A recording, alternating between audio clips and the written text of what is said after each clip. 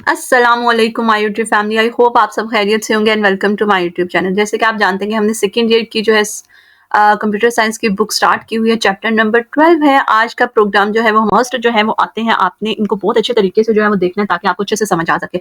चलिए जी, अगर आपने इससे पहले कोई भी लेक्चर नहीं लिया तो आपसे रिक्वेस्ट है कि आप पहले वाली वीडियो जरूर देख लें ताकि इस प्रोग्राम में जो जो चीजें यूज हो रही हैं इनको ऑलरेडी मैंने बहुत डिटेल में जो है एक्सप्लेन किया हुआ है। अब यहाँ पर हमारा मकसद डू व्हाइल लूप को एक्सप्लेन करना है। बाकी चीजें जो है वो आप मेरी प्लेलिस्ट में, सेकंड ईयर की प्लेलिस्ट में जो है वो जाकर देख सकते हैं। सारे के सारे चैप्टर नंबर 8, 9, 10, 11, 12 जो है वो यहाँ पर आपको प्लेलिस्ट में कंप्लीट मिल जाएंगे। आप वो देखकर जो है वो अपने कंसेप्ट क्लियर कर सकते हैं। बच्चों, कभी भी आप किसी भी चीज को रटा मत लगाया करें, आप कंसेप्ट क्लियर किया करें। अगर आपके कंसेप्ट क्लियर हैं तो आपको वो बात कभी नहीं भूलती और आप एक दफा ही जो है एक प्रोग्राम समझ लेंगे ना, उसके बाद आपको कोई भी स्टेटमेंट दे दी जाए आप इजीली उस प्रोग्राम को जो है वो कर सकते हैं। चलिए जी, चलते हैं आप अपने प्रोग्राम की तरफ स्टार्ट करते हैं। स्टार्ट करने से पहले आपसे एक छोटी सी रिक्वेस्ट है कि अगर अभी तक आपने चैनल को सब्सक्राइब नहीं किया तो चैनल को सब्सक्राइब कर दें ताकि आने, और साथ में लगे बेल आइकन को भी प्रेस कर दें ताकि आने वाली नई वीडियो का नोटिफिकेशन आपको मिल सके। इसी तरह आप मुझे सपोर्ट करते रहिएगा और सब्सक्राइबर्स जो है वो बहुत ज्यादा जरूरी है। चलिए जी, स्टार्ट करते हैं हम। यहाँ पर देख लेंगे स्टेटमेंट को सबसे पहले रीड करते हैं। स्टेटमेंट हमारी क्या कह रही है? Write a program that gets two numbers from the user. ठीक है, अब पहली क्या है, हमें यहाँ पर इनपुट का वर्ड भी मिलता है, गेट्स का वर्ड भी मिलता है। इसका मतलब है gets two number from the user. ये कह रहे हैं कि आपने दो नंबर जो है वो यूजर से लेने हैं, यानी दो नंबर आपने यूजर से लेने हैं। अब देखिए हमें कैसे पता चलेगा, मतलब जो यूजर से नंबर लेने हैं कहाँ पे स्टोर करवाने, जाहिर सी बात है किसी ना किसी वेरिएबल में स्टोर करवाने हैं। और वेरिएबल की डाटा टाइप क्या है, यहाँ से ही आपको पता चल रहा है। उनके दो नंबर, यानी एक नंबर, आपने दो नंबर जो है, नंबर हमें पता है इंटीजर टाइप के होते हैं, तो यानी मैंने इंटीजर टाइप के दो वेरिएबल्स लेने हैं, इंट ए एंड बी ले लिया। अगर आपने वेरिएबल का नेम कुछ भी रखना है आप वो रख सकते हैं। आप नंबर 1 नंबर 2 रख सकते हैं, आप num1 num2 रख सकते हैं, आप डीसी जो भी आप लेना चाहते हैं आप वेरिएबल का नेम दे सकते हैं। ठीक है, उसके बाद क्या लिखा हुआ जी, आपने क्या करना है, display the result of first number raise to the power of second number. अब यहाँ पर क्या कहा जा रहा है कि आपने डिस्प्ले करवाना है रिजल्ट जो है फर्स्ट नंबर, जो भी वो फर्स्ट नंबर एंटर करता है। फॉर एग्जांपल उसने फर्स्ट नंबर 2 एंटर किया, ठीक है, raise to the power of second number, second number उसने 3 एंटर किया है, ठीक है। अब क्या कह रहा है, raise to the power of second number, यानी आपने जो फर्स्ट नंबर है उसकी पावर बना देनी है उस नंबर को जो उसने सेकंड नंबर एंटर करवाया, और इसका रिजल्ट जो है वो आपने हमें कैलकुलेट करके बताना है। ठीक है, ये बात समझ में आ रही है? ये लिखा हुआ है ना, रिजल्ट ऑफ फर्स्ट नंबर। आपने क्या करना है, फर्स्ट नंबर को लेना है raise to the power of second number. ठीक है, आपने उसको सेकंड नंबर की जो है, जो भी उसका है उसकी पावर बना देनी है फर्स्ट नंबर पर। ठीक है, उसके बाद देख लें ये हमने काम करना है। क्या लिखा हुआ जी, उसके बाद है number using do while loop. किसको यूज करते हुए? आपने डू वाइल लूप को यूज करते हुए ये काम करना है। अगर यहाँ पर डू वाइल लूप ना लिखा होता तो आप किसी भी लूप को यूज करते हुए काम कर सकते थे। ठीक है, अब नीचे आ जाते हैं, जल्दी जल्दी से हम प्रोग्राम की लॉजिक को समझते हैं। हमें सब पता है, हम जो है वो सबसे पहले प्री प्रोसेसर डायरेक्टिव्स जो है वो हम लिखते हैं, यहाँ पर लिखा गया है। उसके बाद मेन बॉडी जो है वो हमारी स्टार्ट हुई है, ब्रैकेट जो है वो मेन फंक्शन की जो है स्टार्ट हुई है। ठीक है, उसके बाद यहाँ पर देखने को मैंने बताया था ना कि हमने दो नंबर लेने हैं यूजर से। ये हो गया जी इंटीजर टाइप का ए एंड बी जो है वो दो वैल्यूज हमने, अभी सी और आर को भूल जाए, ये मैं भी बताती हूँ वो किस लिए यूज कर रहे हैं। ठीक है, इसको भूल जाए। उसके बाद देख लें हमने ए और बी यूजर से वैल्यूज लेनी है। यहाँ पर देख लें प्रिंट एफ में लिखा हुआ है एंटर फर्स्ट नंबर, और हमें पता है यूजर से वैल्यू लेने के लिए हम हमेशा स्कैनएफ का फंक्शन जो है वो यूज करते हैं। अब ये स्कैनएफ का फंक्शन क्या है, इसका सिंटेक्स क्या है, कैसे काम करते हैं, ये ऑलरेडी पहली वीडियोस में बता दिया हुआ। ठीक है, उसी तरह उसने क्या कहा, एंटर सेकंड नंबर, आपको स्क्रीन पर शो होगा और सेकंड नंबर जो है उसने 3 एंटर करवा दिया। ठीक है, उसके बाद यहाँ पर देख लें ये सी और आर किस लिए यूज हुआ है। सी और आर हमें पता है, उसने ए में क्या नंबर एंटर करवाया है, यहाँ पर साथ में लिखते भी जाते हैं। ए में उसने करवा दिया है 2 एंटर और बी में उसने करवाया है 3, और हमने फाइंड आउट करना है। उसने कहा ना कि आपने फर्स्ट नंबर के जो सेकंड नंबर देखना वो फर्स्ट नंबर की पावर उसकी बना के तो उसका रिजल्ट जो है वो आपने करना है, शेयर करना है। अब यहाँ पर देख लें उसने, अब यहाँ पर c is equal to 1 and r is equal to 1 क्यों रखा। अब देख लें, अब मैंने 2 की पावर 3 जो है वो फाइंड आउट करनी है, तो ये 3 मेरे पास तो एंडिंग वाला नंबर है। अब मैंने इसको कैसे स्टार्ट करना है, कहाँ से क्या करूंगी कि यहाँ पर जो है वो मेरा 3 तक चल सके। अब यहाँ पर देख लें हमारी वैल्यूज हमेशा 1 से स्टार्ट मतलब होती है ना, 0 भी होता है, लेकिन अगर 0 को किसी चीज से मल्टीप्लाई करें तो वो 0 ही उसका हमेशा आंसर आता रहेगा। ठीक है, अब यहाँ पर देख लें हमने क्या किया है, ये c को इज इक्वल टू 1 दिया है और r को भी 1 दिया। अगर आपको याद हो तो आपने फिक्टोरियल वाला फंक्शन जो है वो मैंने यहाँ पर आपको करवाया था, फिक्टोरियल वाला प्रोग्राम जो है वो करवाया, सेम वही वाली लॉजिक है फिक्टोरियल वाली।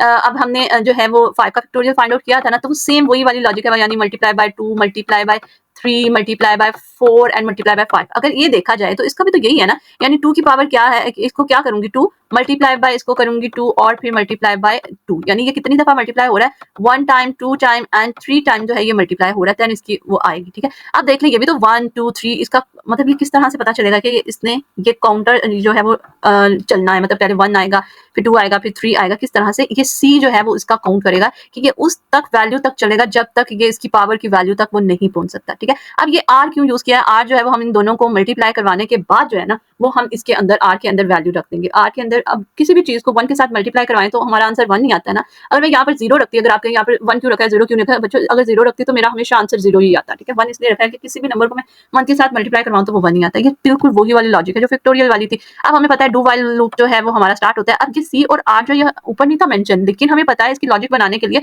हमें काउंटर के लिए सी भी यूज करना पड़ेगा। हमें जो है वो काउंटर ये देख लें कितना पता चलेगा कि इसने कितनी दफा चलना है, ठीक है। इसलिए काउंटर यूज किया और उसका रिजल्ट भी तो किसी ना कहीं हमने वेरिएबल में स्टोर करवाना है, इसलिए हमने एक आर लिया है, ठीक है। अब नीचे आए, अब यहाँ पर देख लें R is equal to R asterisk A में क्या पड़ा हुआ है हमारे पास, ए में उसने 2 एंटर करवाया था ना, ये देख लें ए में उसने यहाँ पर मैं लिख देती हूँ 2 और बी में उसने क्या करवाया था 3 एंटर करवाया था, ठीक है। अब यहाँ पर देख लें, अगर ध्यान से देखें तो अब यहाँ पर हम क्या कर रहे हैं, हम आर में क्या पड़ा हुआ है, आर की भी वैल्यू ले लेते हैं। आर में पड़ा हुआ है जी 1 एंड सी काउंटर में भी पड़ा हुआ है 1, ठीक है। अब हम क्या करते हैं कि जो भी वो उसको मल्टीप्लाई करवाएगा ना उसका आंसर हमने आर में इसमें स्टोर करवाना है, ठीक है। अब यहाँ पर देख लें, हमें पता है डू व्हाइल लूप कैसे काम करता है। सबसे पहले डू का कीवर्ड लिखा जाता है, ब्रैकेट स्टार्ट होती है, उसकी बॉडी लिखी जाती है, फिर क्लोज होती है और एंड पर उसकी कंडीशन लिखी जाती है, ठीक है। अब यहाँ पर देख लें इसको R is equal to R asterisk A. अब ये किस तरह से है, ये था ना आर में क्या पड़ा हुआ है 1 है, 1 को मल्टीप्लाई किया, यहाँ पर आर में 1 है, 1 को किसके साथ मल्टीप्लाई किया, ए में क्या पड़ा हुआ है 2 पड़ा हुआ है, ठीक है। हमने ए का ही हमने देखना है ना, ए का जो है उसका उसकी पावर फाइंड आउट करनी है, तो यहाँ पर ए की ही तो वैल्यू आएगी, मतलब उसकी ही वैल्यू आएगी जिसकी पावर में हमने उसका जो है वो यूज करना है। तो यहाँ पर ए लिखेंगे, यहाँ पर बी नहीं लिखेंगे, बी लिखा हुआ है कि आपने इसकी पावर फाइंड आउट करनी है, ए की जो भी है ना ए में वैल्यू, उसके जो सेकंड वैल्यू एंटर करवाता है ना उसकी पावर उसको बना के तो वो आपने फाइंड आउट करनी है, ठीक है। ये 3 उसकी पावर बनेगी। अब क्या हुआ जी 1 मल्टीप्लाई बाय 2, 2 मल्टीप्लाई बाय 1 कितना होता है 2 ही होता है, तो 2 किस में चला गया आर में। अब देख लें यहाँ पर क्या आ गया, आर में 2 आ गया, उसके बाद नीचे आया। अब हमने नेक्स्ट भी तो काम करना है ना, चलाना है। अब देखिए C is equal to C plus 1, सी में क्या आ गया, अब सी में आ गया +1 किया तो सी की वैल्यू होगी 2 होगी, ठीक है 2 हुई। अब नीचे आया, अब लॉजिक को समझे, यहाँ पर लॉजिक लॉजिक देखते हैं जी। व्हाइल लूप जो है हमें पता है सबसे पहले, अब यहाँ पर देख लीजिए, यहाँ पर मैंने हमेशा आपको बताया ना, यहाँ पर वो वाली वैल्यू लिखते हैं जहां तक हमने चीज को फाइंड आउट करना होता है, ठीक है। यहाँ पर अब हमारी एंडिंग वैल्यू क्या है, बी है ना, बी की पावर हमने उसको बताना है, तो बी हमारी एंडिंग वैल्यू है, इसलिए यहाँ पर राइट साइड पर हमने एंडिंग वैल्यू लिखनी होती है।